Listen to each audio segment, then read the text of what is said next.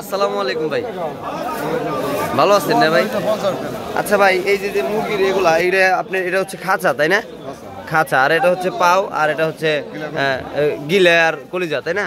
এগুলা কোনটা কত করে বিক্রি করেন একটু বললে ভালো হতো। আমাদের লেবুরে হাটে আসলে জানি সবাই আমার ভিডিও দেখে এসে নিয়ে যেতে পারে যে কিরকম দাম। গিলে এটা এটা এটা 160 টাকা কেজি, আর এটা 100 টাকা কেজি। আল্লাহ, খুবই কম দাম। আর এটা একই, আর পাও 160। আচ্ছা, এই যে এগুলা যদি আপনি কোথা থেকে আনেন যদি একটু বললে ভালো হতো। ঢাকা ক্যাটল, যে সরকারি ইয়ে থেকে নাকি? সিএইচডি আচ্ছা সরি।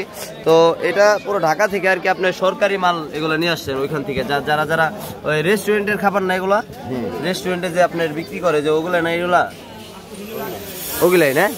আচ্ছা, তো দর্শক, আমাদের লেবুবাড়ি হাটে কিন্তু এগুলা অহরহ পাওয়া যায় প্রতি শুক্রবারে এবং কি মঙ্গলবারে আপনার এই হাটটা বসে।